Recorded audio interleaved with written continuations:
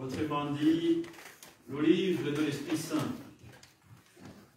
On peut s'émerveiller devant cette force de l'Esprit Saint. Les apôtres qui avaient peur quand Jésus était pris, les apôtres qui ont renoncé à le mettre comme Pierre et qui tiennent tête aux Juifs. Mes frères et sœurs, si on n'a pas l'Esprit Saint, on ne peut pas se considérer comme chrétien ou chrétienne.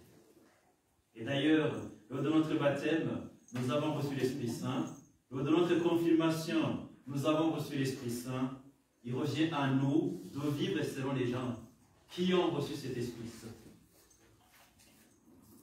Et cet Esprit Saint est différent de l'Esprit du monde. Ici, nous venons d'entendre dans cet évangile combien les gens ont voulu corrompre, ils ont corrompu les gardes avec de l'argent. Le Dieu maman qui gouverne ce monde. On peut se poser la question, quelle est ma position face à l'argent? Quand je suis devant l'argent, quelle est ma position? On voit ce qui se passe aujourd'hui, on peut faire plusieurs interprétations de la guerre qui se vit en Ukraine. Une fois quelqu'un voyait ce drapeau de l'Ukraine, il s'est demandé, mais pourquoi est-ce que vous avez ce drapeau au sanctuaire? Est-ce qu'il n'y a pas d'autres pays en guerre? Vous avez trouvé que c'est seulement l'Ukraine qui souffre. Il y a d'autres pays qui souffrent. Pourquoi ce drapeau-là? Il était dérangé. Il y a beaucoup d'enjeux dans cette guerre. Mais l'enjeu, comme on le dit, le nerf de la guerre, c'est l'argent. Il y a des intérêts qui sont visés. Des vies qui sont fauchées suite à la poursuite de l'argent. Si l'Esprit Saint n'est pas là, on ne peut rien faire. Alors, je n'aimerais pas faire une homélie à propos de ces textes que nous venons d'écouter, mais permettez-moi de parler de ce jour de l'Alliance d'amour. Pendant 50 jours, le Regina Celi, l'Etare, Reine du ciel, réjouis-toi, va retentir dans nos cœurs. Pour votre rappel, pendant ces 50 jours, on ne va pas dire l'ange du Seigneur quand nous sommes mariés, mais nous allons toujours dire Reine du ciel, réjouis-toi. Nous sommes dans la joie de la résurrection de notre Seigneur Jésus-Christ. Christ est ressuscité et il est vraiment ressuscité. Marie a gardé l'espérance. Malgré la mort infâme de son fils, elle a espéré contre toute espérance. Et se tenait au pied de la croix de son fils. Je vois ici les mamans qui sont là. Vous qui avez mis au monde, voir votre fils suspendu sur la croix. Mettez-vous à la place de Marie. Moi, je suis célibataire, je n'ai pas d'enfant. Mais vous qui avez des enfants, quel serait votre sentiment? Marie était là, au pied de la croix. Elle observait tout. Elle entendait les injures. Elle voyait tout. Et gardait son Dieu. Peut-être, on ne l'a pas écrit, peut-être elle aussi était injuriée. Voilà la maman de ce monsieur qui se fait le roi des Juifs. Nous sommes dans ce sanctuaire de l'unité, en ce jour mémorable du 18, où toute la famille de Schoenstatt se retrouve pour célébrer l'alliance d'amour avec la Vierge Marie. Mais est-ce qu'il faudrait changer ou est-ce que c'est le sanctuaire de l'unité? C'est le sanctuaire de l'unité. Il faudra demander au recteur, peut-être il va nous dire après. Mais c'est le sanctuaire de l'unité. L'unité est là parce que Jésus est mort pour tout le monde, sans exception aucune. Jésus n'est pas venu pour séparer les gens, il est venu pour unir, il est mort pour tout le monde. L'alliance d'amour, c'est le socle sur lequel la famille de Schoenstatt est bâtie. Et parler de l'alliance d'amour, j'allais dire peut-être pour les gens qui peut-être ne croient pas beaucoup en cela, Parler de l'alliance d'amour, c'est Dieu d'abord qui a fait alliance d'amour avec le monde. Dieu, en créant l'homme, il s'est uni avec l'homme. Il n'a pas seulement créé, il a aussi sauvé. D'abord en lui envoyant des prophètes qui n'ont pas voulu, les hommes n'ont pas voulu les écouter. Et voilà que Dieu a envoyé son Fils pour sceller de son sang cette alliance d'amour avec les hommes. Et il faut bien dire, Jésus n'a pas choisi tout le monde. Jésus s'est incarné dans le sein virginal de la Sainte Vierge Marie. Jésus n'a pas choisi toutes les femmes, Jésus a choisi une femme qui s'appelle Marie. Autrement dit, Jésus a fait l'alliance d'amour avec la Sainte Vierge Marie. Aimé Césaire disait qu'un peuple sans mémoire est un peuple sans avenir. Nous sommes ici, chaque 18, pour faire mémoire de cette alliance d'amour. Sinon, si on ne fait pas mémoire, on va faire ce qu'on veut. Parce qu'aujourd'hui, on voit des groupuscules de gens qui se disent « nous sommes Schoenstattiens ». Mais il faut toujours faire mémoire de cette alliance d'amour et nous retrouver comme famille. Et chaque mois, nous faisons mémoire de la date du 18 octobre 1914. Le Père Kentenich, le fondateur de notre famille de Schoenstatt, avec quelques membres de la congrégation mariale, dont Joseph Englin, a fait douce violence à la Vierge Marie et pour lui demander de prendre possession de la petite chapelle qui était dédiée à Saint-Michel. C'est pourquoi vous voyez ici la statue de Saint-Michel, et qui était devenue un lieu de débarras pour les outils qu'on utilisait pour le jardin. En invitant la Vierge Marie de prendre possession du sanctuaire d'origine, Père Joseph Kentenich s'est appuyé sur la foi en la providence divine. Pour ceux qui ne le savaient pas peut-être, ce sanctuaire et d'autres sanctuaires n'ont pas eu une révélation ou une apparition. Il n'y a pas eu d'apparition. Le Père fondateur s'est appuyé sur la foi en la providence divine. Et cette providence divine a été nourrie par la lecture des signes des temps. Nous parlons dans notre famille de Schoenstatt du parallèle Ingolstadt-Schoenstatt. Ingolstadt, c'est en Allemagne du Sud. Et au XVIe siècle, lors de la réforme protestante, il y a eu un père jésuite, Jacob Rem, qui a créé, qui a fondé dans une université de Bavière la congrégation mariale. Et cette congrégation mariale a fait beaucoup de merveilles parce que les élèves ou les étudiants qui étaient formés dans cette université, ils ont été formés à l'amour de Marie et ils ont pu faire des merveilles au sein de l'Église. Et je dois vous dire, on ne peut pas parler aujourd'hui de l'Église catholique, je note, c'est bien noté, en mettant de côté la Vierge. Parce que Marie a été choisie par Dieu pour que le Christ puisse s'incarner et donner sa vie. Dieu n'a pas de corps. Dieu n'a pas de chair, comme nous. Mais la chair que Jésus a eue, il a eu grâce au oui de la Sainte Vierge Marie. Me voici la servante du Seigneur. Et voilà que Jésus a pris chair dans le sein de la Vierge Marie. Faire fi de la Vierge Marie dans notre plan du salut, c'est oublier notre origine. Alors, cette congrégation mariale a fait beaucoup de merveilles dans cette région de la Bavière et a porté beaucoup de fruits. La Vierge Marie s'est montrée éducatrice des jeunes et adultes. Cette région de Bavière a fait face à la réforme protestante grâce à l'adhésion sans faille à la Vierge Marie. Et Joseph Kentenich, en lisant ces signes-là, il s'est dit pourquoi pas aujourd'hui, dans les temps actuels, donner à Marie une place pour la réforme des cœurs, si je peux ainsi dire. Alors on peut se poser la question aujourd'hui, nous qui sommes ici, dans ma vie, quelle place nous accordons à la Vierge Marie? Il y a aussi un autre parallèle. c'est la région en Italie qu'on appelle le Valle di Pompei. Un avocat du nom de Bartolo Longo a fait des ruines du volcan un lieu de pèlerinage très visité, très reconnu par l'Église. Et le père fondateur s'est dit, pourquoi ne pas faire de ce lieu de Schoenstatt un lieu de pèlerinage? Mes frères et sœurs,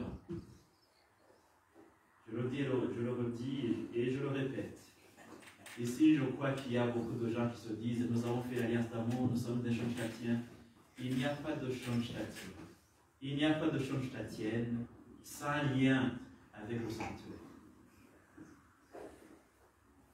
Sinon, ce sont des cercles qui sont là, qui n'ont pas de lien avec le sanctuaire. Ce ne sont pas des Schoenstattiens, ceux-là. C'est pourquoi je me suis toujours étonné, et quelques mois que je suis ici à l'ombre de ce sanctuaire, où sont les Schoenstattiens ici? Surtout le 18. C'était une date mémorable où les gens devaient se réunir comme famille. Et ces gens qui se réclament Schoenstattiens, nous sommes des alliés de la Sainte Vierge Marie, où sont-ils? Le sanctuaire, c'est le lieu de pèlerinage. Cela a été voulu par le fondateur depuis les origines de la fondation. Donc si je me dis, je reste chez moi, je suis Schoenstattien, oui, on peut être très loin du sanctuaire, ça peut se comprendre, mais quand on est proche, cela n'est pas pensable. Tous les sanctuaires de Schoenstatt sont des lieux de pèlerinage. Même si j'habite proche ou loin du sanctuaire, quand je viens, je me dis, je me rends en pèlerinage au sanctuaire, et ça me rappelle que je suis pèlerin sur cette terre. Nous sommes des passagers. Nous sommes des passagers. Demain après demain, nous allons passer.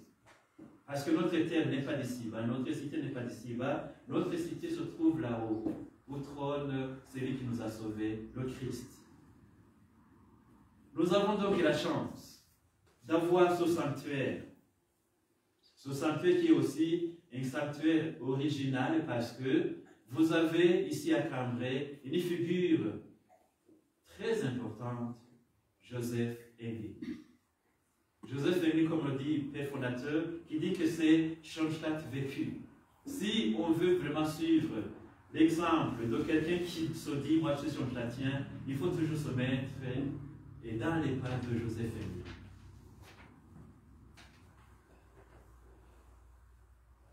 Nous voulons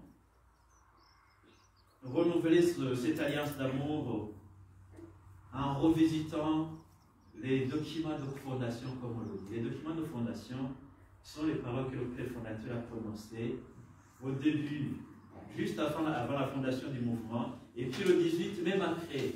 C'est là où sont condensés les éléments de Schoenstatt. Ce jour-là, il disait, le 18, nous voulons apprendre sous la direction de Marie. Donc c'était le 27 décembre. Sous la direction de Marie, à nous éduquer pour acquérir un caractère ferme, libre, sacerdotal. C'est pourquoi Schoenstatt, c'est un mouvement d'auto-éducation. Et on a besoin vraiment de nous auto-éduquer, quel que soit notre âge. Je peux être âgé ou moins âgé, j'ai besoin de cette éducation.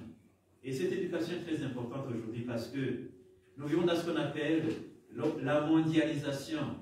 On veut que on pense de la même manière, on marche de la même manière, plus de différence, plus d'intimité. Et le père fondateur, à ce temps, disait, il faut éviter l'esprit de masse.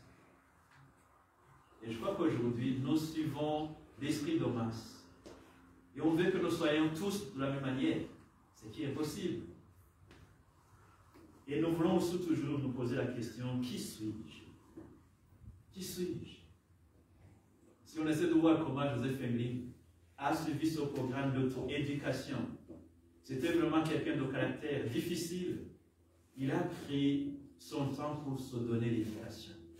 Non pas parce qu'il y avait quelqu'un qui disait, il faut faire cela, mais il s'est dit, il faut que je prenne des mesures pour dompter mon caractère qui est difficile. Et chacun ici a son caractère. On peut se dire, j'ai déjà quelques années, je vis comme cela, Mais si on veut accéder à la sainteté, il faut suivre cette ligne d'auto-éducation. Je vais m'auto-éduquer. C'est pourquoi la famille de Schoenstatt nous indique son chemin d'auto-éducation.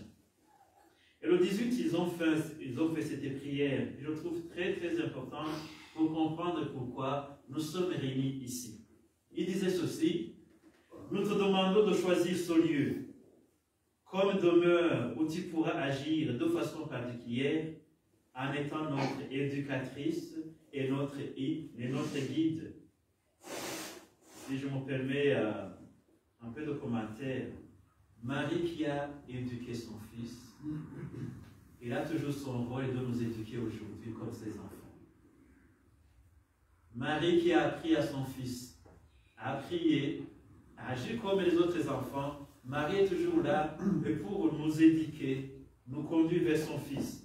Nous ne pouvons pas nous éduquer nous-mêmes selon l'image parfaite de Dieu, parce que nous sommes faibles et incapables de parvenir à ce but. Par conséquent, établis ta demeure parmi nous, éduque-nous et fais de nous des instruments dans tes mains pour le renouveau du monde. Chaque fois que nous récitons la prière de consécration,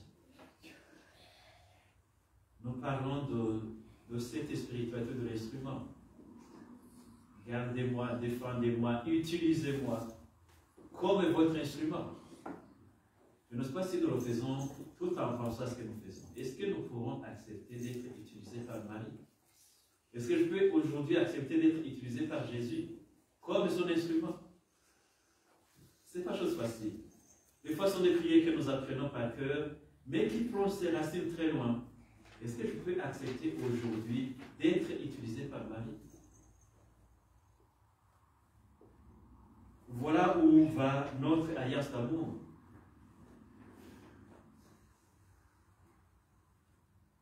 En retour, nous t'aimerons et nous aimerons ta demeure. Nous voulons t'attirer en nous, en ce lieu, par notre auto-éducation continuelle. Nous voulons de bonne grâce nous laisser toujours éduquer par toi pour être en tes mains des instruments utiles selon ton désir et tes buts.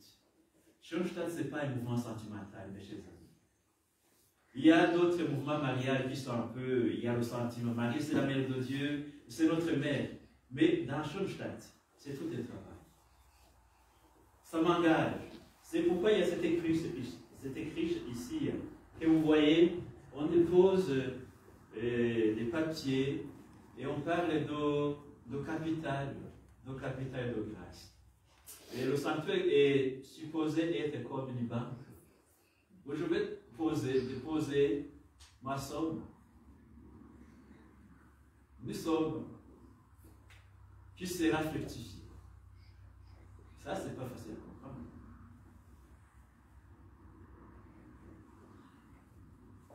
Et c'est cela aussi qui a valu l'exil à notre Père fondateur. Parce que c'est nouveau. Parce qu'on lui disait, la grâce de Dieu est gratuite. Pourquoi est-ce que toi tu enseignes que, et pour recevoir cette grâce, il faut faire quelque chose de supplémentaire? Et nous aurons peut-être l'occasion une autre fois de parler de caractère de grâce, mais un peu de mots, c'est cette recherche de la sainteté. Je fais mes actes qui me conduisent à la sainteté. Et cette sainteté, ce n'est pas seulement une sainteté qui me concerne, ça concerne aussi les autres.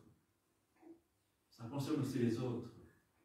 Et il y a une expression chez nous, je ne sais pas comment je vais traduire ça, comme il y a des Burundais ici. Chez nous, quand on arrive, il n'y a pas de sonnette. On n'a pas de sonnette. On arrive et puis on appelle. Est-ce qu'il y a quelqu'un à la maison? Et puis, quand il y a quelqu'un, et on se salue. Et puis on demande, est-ce que vous avez quelque chose à offrir? Et puis il y a des régions chez nous qui disent, oui, nous avons quelque chose à offrir, mais si tu apportes quelque chose, nous allons partager. En fait, quand nous arrivons ici au sanctuaire, Marie nous pose toujours la question, tu viens puiser à la grâce. Et toi, qu'est-ce que tu vas laisser ici? C'est pourquoi j'aimerais vous dire, ce sanctuaire, si nous voulons que ce soit une source de grâce, ça dépend de nous. Il y a des sanctuaires qui sont taris, parce qu'il n'y a plus de capital de grâce. Il n'y a plus de contribution de capital de grâce. Les gens viennent, ils puisent, et voilà, les grâces tarissent. Est-ce que quand je viens au sanctuaire, je dépose quelque chose qui sera utile pour les autres qui vont passer au sanctuaire? C'est cela qui prouve que Schoenstatt, c'est une grande famille, où tous nous devions nous retrouver en famille. Pas dire, moi je suis individuellement membre de Schoenstatt, mais il faut aussi le prouver. Il faut le prouver. Et notre spiritualité de Schoenstatt est née de la lutte pour la sainteté. Nous aspirons à la sainteté. Être Schoenstattienne, c'est-à-dire, je vais me rappeler de mes engagements baptismaux. Vivre mes engagements comme baptisé. Vous savez, comme le dit Saint Jean, il y a des baptisés catholiques qui vivent aujourd'hui comme des ennemis de la croix. Des gens qui sont baptisés et qui abandonnent tout. Qui abandonnent tout. Si on voit les églises ici en Occident, est-ce qu'il y a peu de baptisés? Il y a beaucoup de baptisés ici. Mais la foi a sensiblement chuté. Et les Schoenstattiens sont là pour le renouveau du monde. Par ma vie que j'essaie de mener comme chrétien, vrai chrétien, c'est cela qui va contribuer aussi au renouveau de l'Église. Et le père fondateur disait ceci, comme une chapelle dédiée à la Vierge à Florence, le fit pour Saint Gonzague. De même, la chapelle de notre congrégation doit-elle devenir pour nous et pour les nôtres le berceau de la sainteté. Le sanctuaire, ça c'est le berceau de la sainteté. Je viens puiser à la source et pour vivre ma sainteté de tous les jours. Et la Vierge Marie nous demande cette sanctification. Le père fondateur, se mettant à la place de Marie, disait, elle est la cuirasse, cette sainteté, la cuirasse que vous revêtez, l'épée en quelque sorte, avec laquelle vous devez vaincre les innombrables et puissants ennemis qui combattent le royaume de Dieu sur la terre. C'est la sainteté qui est très importante. Parce qu'on peut se demander, est-ce que la sainteté est possible? Les siècles passés ont produit beaucoup de saints. Et pourquoi? Pourquoi aujourd'hui il y a très peu de saints? Ça c'est la question. Marie a fait sa demeure dans le sanctuaire pour cultiver dans la famille de Schoenstatt et par elle l'esprit de perfection de la vie chrétienne et l'esprit apostolique universel. Si on veut vraiment nous renouveler dans notre vie de foi, il faut se dire, je vais renouveler cette alliance d'amour, mais aussi me rappeler de mes engagements baptismaux et pour que je ne sois pas un élément et profiteur, mais un élément et avec qui l'Église peut compter pour annoncer l'Évangile. La sainteté héroïque est le cœur du mouvement de Schoenstatt.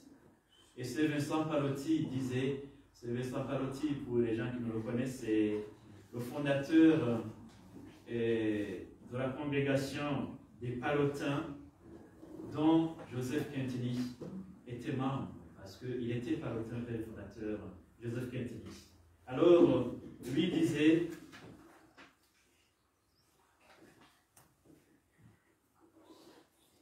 est saint, c'est lui qui vit saintement. Est saint, c'est lui qui vit saintement. Il y a des saints canonisés, il y a des saints canonisables qui ne sont pas connus, mais quand je mène ma journée d'une façon sainte, c'est cela qui va m'aider à porter beaucoup de fruits pour ma sanctification. Et cela, je crois que Joseph Engling l'a bien compris, l'a bien saisi, même si le champ de bataille, il aspirait toujours à cette sainteté. En union avec Marie, nous voulons demander aujourd'hui d'aspirer à cette sainteté et d'appeler toujours cette mère dans notre vie pour qu'elle puisse nous aider à vivre notre vie de foi, d'espérance et de charité.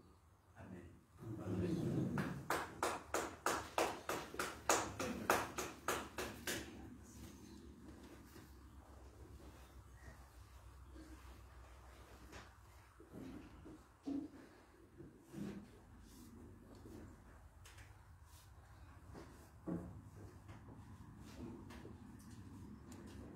tout à l'heure, vous allez voir, pour les gens qui ne connaissent pas ça, il y a ces papiers qui ont été donnés dans cette écruche que nous allons brûler. Et on appelle cela le feu de Joseph ici, et Joseph Emling. Ce sont des engagements. Je prends un engagement devant la Sainte Vierge Marie. Je lui disais, ma mère, je viens te demander cela. Mais en retour, je promets de faire une chose. Dans le langage actuel, on pourrait dire, c'est le donnant-donnant. C'est le donnant-donnant. Je te demande cela, et en retour, je te promets ça. C'est cela qui a fait que les sanctuaires de Schoenstatt soient des lieux vivants. Soient des lieux vivants, non pas seulement ces bâtiments que vous voyez, mais une présence habitée par la Vierge Marie. Nous allons le faire